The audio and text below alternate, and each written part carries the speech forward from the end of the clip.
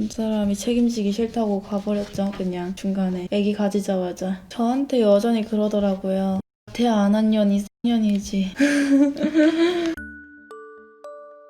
각자의 삶은 이 세상에 하나밖에 없는 예술품이다. 오늘은 쇼미더 드로잉 하는 날. 만나서 반갑습니다. 그림 그리고 있는 크리에이터 이모르입니다. 오늘도 특별한 게스트 한 분을 초대했습니다. 자기소개 한번 해주시죠. 안녕하세요. 저는 5살 혜민이의 엄마인 김효림입니다. 나이가 24살이에요.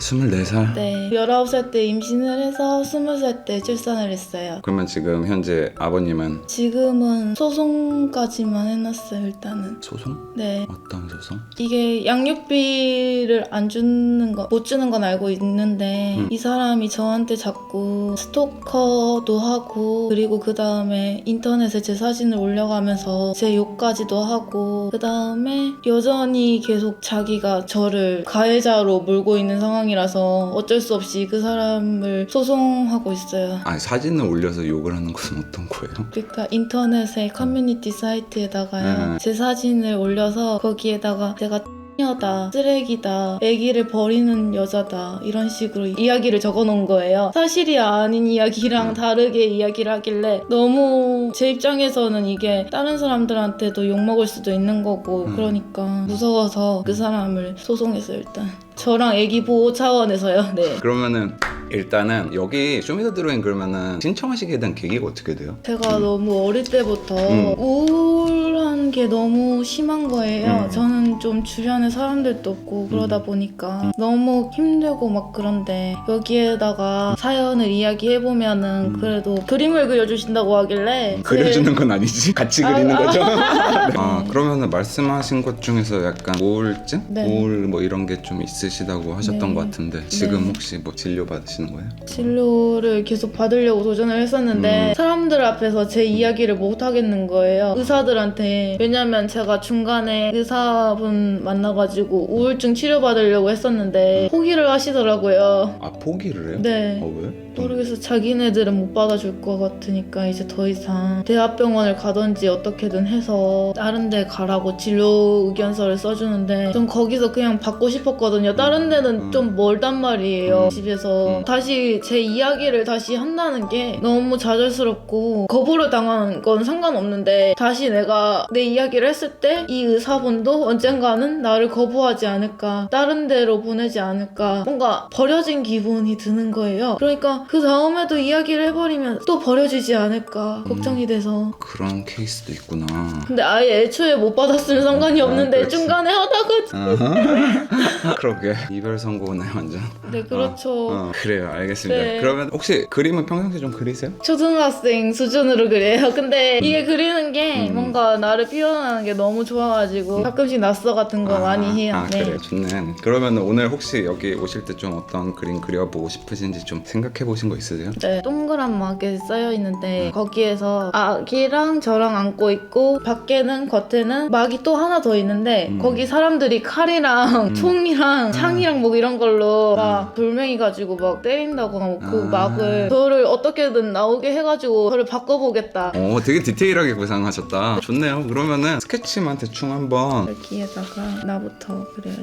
여기에 애기 그리고 이렇게 막 깨져 있고 여기는 되게 뭔가 안 좋은 사악한 느낌으로 신경이 곤두서 있어. 막 불편해해 나를. 대충 이런 느낌? 그러면은 본인의 약간 성장 과정 한번 말씀해 주실 수 있는 부분이 있을까요? 날 때부터 엄마는 저한테 이 말했죠. 좀 너는 원래 그렇게 막 좋은 형편이 아니란 거를 알았는데 알고 있는데 저한테 그러더라고요. 너는 원래 해야 되는데 나왔다고 몰래 뒤에서 하시는 걸 들었죠. 들으려고 한 게 아니었는데 그 말을 들었을 때 이게 내가 왜 잘못 태어났나 이런 느낌? 몇 살 때였어요? 그렇게 태어났던 예, 게? 17살. 그렇게 태어나다 보니까 부모님도 뭐 그렇고 좀 저를 방치했었어요. 그렇게 막 사람들이 어린이집이랑 뭐 그런 데 좀 데리고 가고 좀 그러면서 사회성 좀 길러보고 막 그렇게 해라고 했는데 저를 방치하듯이 집에 혼자만 놔두고 5살 때부터 항상 TV만 봤던 기억이 나요. 어릴 때부터. 외로웠던 기억이 있는데 그리고 또 친구들하고도 못 어울리는 것도 있고 그래서 학창시절 내내 다였거든요. 초중고 다? 네, 초중고 다. 그리고 중간중간에 저한테 물건도 훔쳐가는 애들도 있었고, 그리고 또 심지어 돈까지 달라고 협박도 하고. 그렇게 해서 학창 시절은 다 졸업은 하긴 했어요. 아니요, 자퇴했어요. 아, 그리고 또 제가 공부를 잘했으면 차라리 그냥 버틸만 했을 텐데 도저히 제가 공부를 못하니까 그런 거죠. 이 길이 아니면은 빨리 포기를 해야 되겠다 이런 거. 근데 자퇴 후에 바로 잘 살지는 못하고 되게 막 외로워가지고 방황 같은 거 엄청 했어요. 쉼터도 가고. 쉼터? 네. 왜요? 왜? 청소년 쉼터는 가족분들이 제가 자퇴한 거 반대도 하고, 그리고 막 자기 마음대로 안 된다고 저를 부모님이 싸대기를 때렸어요. 그때 막 머리채 뜯잠고 막 그러기도 하고, 그다음에 내 편이 이렇게 없구나 이러면서 너무 힘들었어요. 또 해봤어요. 스트레스 너무 많이 받으니까. 그래서 약 같은 거 먹잖아요, 보통. 세탄이랑 제가 그 수면제까지 먹으면 좀 나았을 텐데, 진짜 죽었을 텐데, 그거를 생각을 못하고 제가 그냥 수면제만 30알 먹고 3, 4일 뒤에 깨어난 거예요. 그러면서 제가 깨어난 게 너무 싫은 거예요. 그 상태가. 나 왜 깨어났어? 몇 살 때? 18살 때요. 나 왜 깨어났어? 이러면서 이렇게 일어나기 싫은데? 이러면서. 어디서 깨어났어요? 중환자실에요.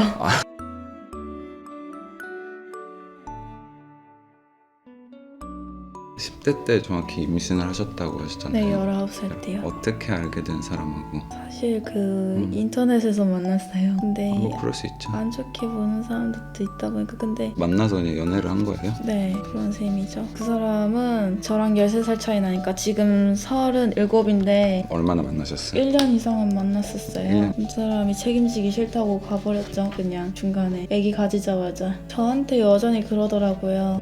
대화 안 한 년이 4년이지.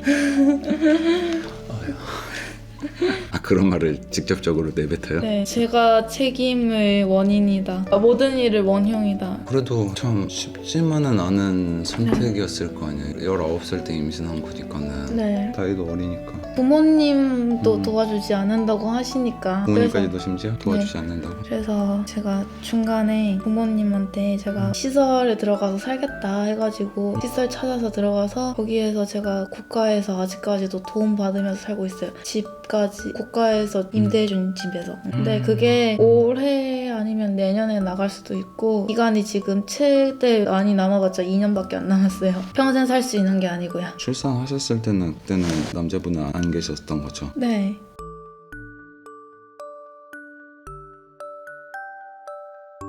그러면은 일을 어떻게 그냥 뭐 알바 같은 거 하시면서? 알바도 하고 간호조무사 그것도 따서 하고, 그리고 또 여러 가지 공장도 다니고 막. 아이고. 네. 그러면서 네. 양육비 같은 것도 전혀 지급이 안 되고 있는. 네, 맞아요. 그 사람이 어디선가 다른 여자들한테 아직까지도 미혼이니까 아기도 있는 것도 숨기고 여자들한테 사귀자 해가지고 만나고 있더라고요. 아직까지도 고등학생을 좋아해서 고등학생들한테도 꼬시고 막 그러더라고요.